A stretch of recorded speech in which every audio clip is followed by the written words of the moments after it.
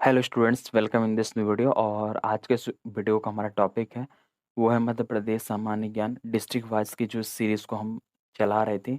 उसमें आज हम पहुंच चुके हैं अपने ज़िला नीमच, जो कि 33 नंबर का हमारा ज़िला है। तो हम इस टॉपिक पर पहुंच चुके हैं। तो आज हम नीमच डिस्ट्रिक्ट के बारे में इस वीडियो पर डिस्कस करेंगे। तो अगर इस टॉपिक से रिलेटेड कोई भी क्वेश्चन एग्जाम में बनता है तो आप लोग इजीली अटेम्प्ट कर सकेंगे। वीडियो को स्किप मत कीजिएगा। हो सकता है कि वो चीज़ जो कि आपके पेपर में आने वाली है वो छूट जाए। तो अगर आप लोग चैनल पे पहली बार हैं तो नीचे एक रेड कलर का सब्सक्राइब का बटन होगा, उसे प्रेस करना ना भूलें, ताकि मेरे आने वाले वीडियोस को मिलते रहेंगे आपको। तो चलते हैं अपने क्वेश्चन की ओर। तो हमारा क्वेश्चन जो बन सकता है वो बन सकता है कि पहले तो ज़िले का नाम देख लेते हैं। ज़िले क्या है? गठन नीमच है ज़िले का नाम। गठन क्वेश्चन बन सकता है कि ज़िले का गठन कब हुआ था? तो 30 जी 1998 को।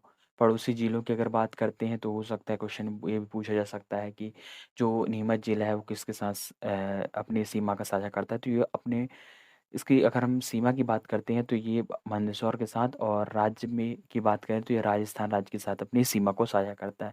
आप लोग यहाँ पर इसका मैप भी देख सकते हैं। यहाँ पर ये राजस्थान को अपनी सीमा को साझा करता है, और यहाँ पर आप लोगों को मंदसौर देखने को मिलेगा।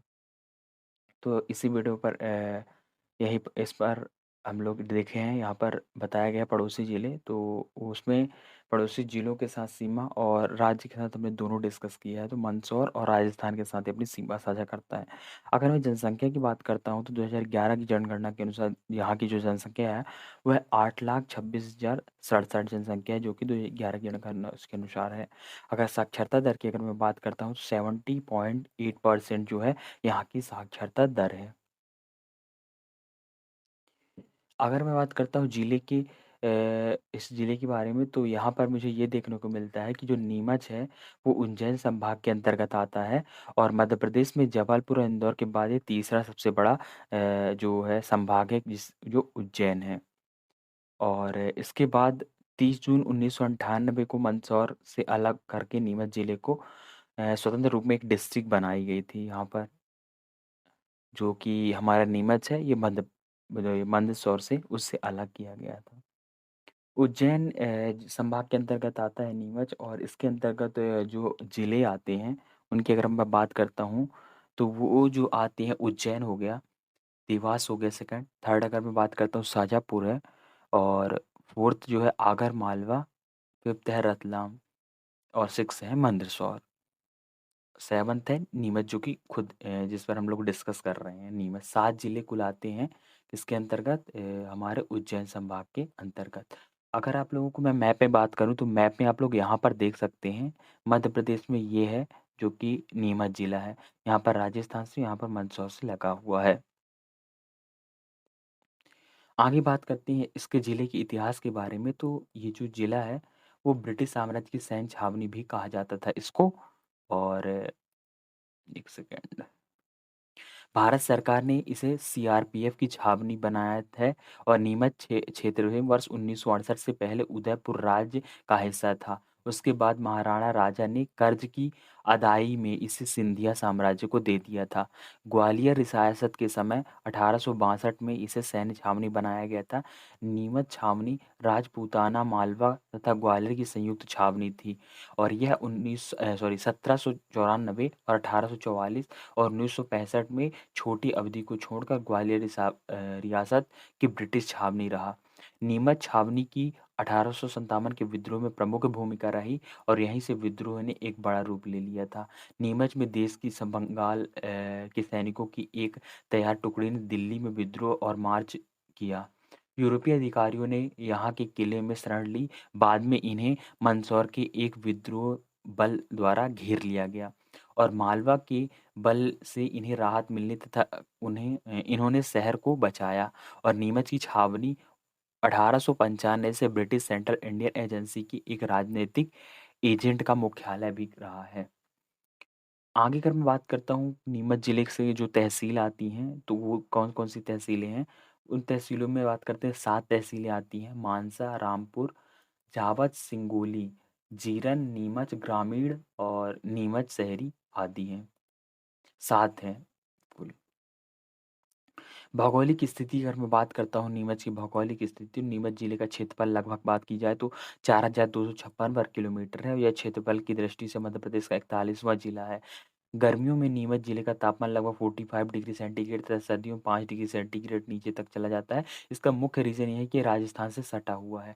नीमच जिले में साल भर में औसत वर्षा की बात की जाए तो 125 सेंटीमीटर तक होती है। आगे बात करते हैं, मिट्टी और कृषि की बात करेंगे और पशुपालन को भी हम देखेंगे। अगर मैं बात करता हूँ नीमच जिले में मिट्टी एवं कृषि की, तो यहाँ पर मिट्टी काली मिट्टी पाई जाती है और नीमच जिले में अधिकांशतः काली मिट्टी ही पाई जाती है। कृषि की बात करें तो नीमच जिले में अफ़ीम की खेती के लिए प्रसिद्ध है और मध्य प्रदेश, नीमच और मध्य प्रदेश सर्वाधिक अफ़ीम के उत्पादन के लिए जाने जाते हैं। देश में सर्वाधिक अफ़ीम की पैदावार नीमच और मंदसौर जिले में होती है। नीमच जिले की आर्थिक व्यवस्था पूर्ण रूप से कृषि पर आधारित है और जिले में गेहूँ और कपास की खेती भी की जाती है। पशुपालन पशुपालन और दूध उत्पादन बढ़ाने के लिए नीमच जिले में 6 गौशालाओं का निर्माण किया गया है, जिनमें प्रत्येक में 100 गायों को रखने की व्यवस्था की गई। तो ये था मिट्टी, कृषि एवं पशुपालन के क्षेत्र में। अगर आगे बात करते हैं नीमच जिले की जो प्रमुख नदियाँ हैं उनके बारे में देखते हैं। तो नीमच जिले की प्रमुख 2 नदियाँ हैं, चंबल और रेतम नदी हैं। बात करते हैं अगर चंबल नदी की, तो नीमच जिले की प्रमुख नदी जो है चंबल नदी है। इसे चरमावती के नाम से भी जाना जाता है। चंबल नदी जनापाव पहाड़ी बाजू पॉइंट महू से निकलती है और चंबल नदी यमुना नदी भी सहायक नदी है। इसके अलावा जिले में 3 प्रमुख जलाशय जाजू सागर, मोरवन और चंबलेश्वर स्थित हैं। आगे बात करते हैं। आगे सिंचाई परियोजना की देखा जाए तो गांधी सागर बांध परियोजना, इस बांध का निर्माण का कार्य वर्ष 1960 में पूर्ण हुआ था और गांधी सागर बांध परियोजना से 115 मेगावाट बिजली का उत्पादन होता है। इसमें अगर बात की जाए परियोजनाओं की, तो राणा सागर परियोजना है, जवाहर सागर बांध परियोजना, ये 2 परियोजनाएँ हैं और एक है कोटा बैराग परियोजना, जो कि नीमच की प्रमुख परियोजनाएँ हैं। वन्य एवं वन्य जीव की बात की जाए तो यहाँ के वन क्षेत्र में उष्णकटिबंधीय सूक्ष्म पर्णपाती प्रकार के वन पाए जाते हैं और इस प्रकार के वन क्षेत्र में 25 से लेकर 75 सेंटीमीटर वर्षा होती है। जिलों में हर्रा, बबूल, शीशम, कीकर, तेंदू आदि प्रकार की वनस्पतियां मुख्य रूप से पाई जाती हैं और नीमच जिले में वन्य क्षेत्रों में तेंदुआ, नीलगाय, चिंकारा, चीतल, जलपक्षी आदि वन्यजीव की प्रजातियां पाई जाती हैं। नीमच जिले की अगर हम बात करते हैं बोली एवं मेले के बारे में, तो नीमच जिले की बोली जो है वो है मालवी का प्रचलन है और मालवी भाषा विशुद्ध रूप में मध्य प्रदेश के इंदौर, उज्जैन, मंदसौर, देवास, रतलाम, धार आदि जिलों में बोली जाती है। भदवा माता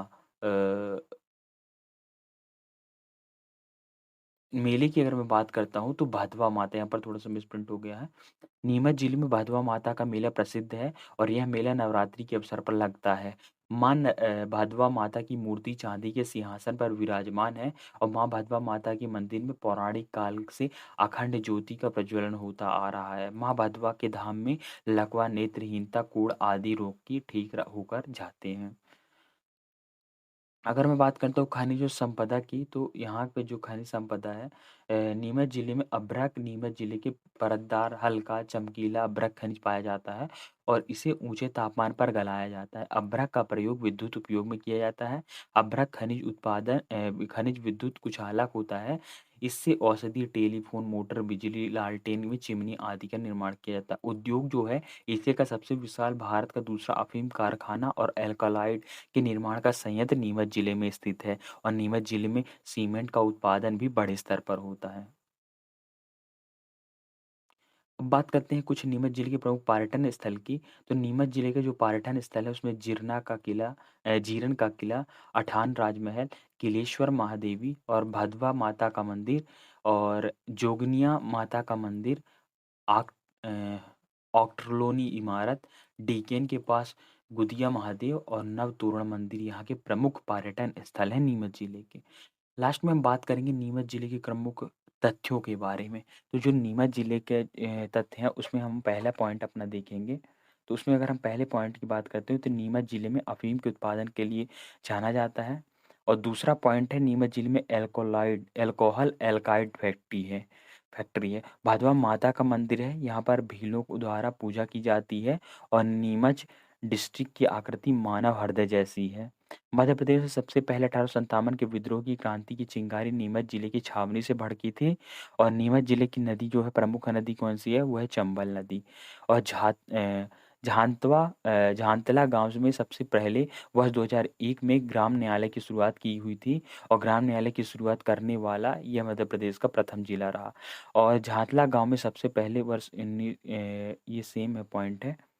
और अगला पॉइंट बात करते हैं, नीमच में साहेबुद्दीन ओलिया उर्स का मेला लगता है। और नीमच जिले में देश में सीआरपीएफ की जन्मस्थली एवं अफीम फैक्ट्री के लिए प्रसिद्ध है। सीमेंट एवं इमारती पत्थर के लिए उत्पादन के लिए भी नीमच जिले को प्रसिद्ध माना जाता है। और नीमच जिले में कुक्कड़ेश्वर के महादेव का प्रसिद्ध मंदिर तथा पुरातात्विक स्थल है। तो जो भी हमारे नीमच डिस्ट्रिक्ट से मोस्ट इंपॉर्टेंट फैक्ट्स क्वेश्चन बन सकते थे, वो सभी हमने इस वीडियो में डिस्कस किया है। तो ये हमारा एमपी जी के डिस्ट्रिक्ट वाई के 33 नंबर का जो डिस्ट्रिक्ट थी नीमच, हमने इसे डिस्कस किया। इससे पहले के यदि वीडियोस आपने नहीं देखे तो नीचे डिस्क्रिप्शन में सभी वीडियोस के लिंक दिया हुआ है, या आप चैनल की प्लेलिस्ट में जाकर वहाँ से इजीली वॉच कर सकते हैं। और यदि चैनल पर पहली बार है तो नीचे सब्सक्राइब का बटन उसे जरूर प्रेस कीजिए, ताकि आने वाले वीडियोस मिलते रहेंगे। लाइक शेयर कीजिए अपने फ्रेंडों के साथ। अगर वीडियो का पीडीएफ डाउनलोड करना है तो ज्वाइन कीजिए हमारे टेलीग्राम ग्रुप को। तो मिलेंगे नेक्स्ट वीडियो में, तब तक के लिए धन्यवाद।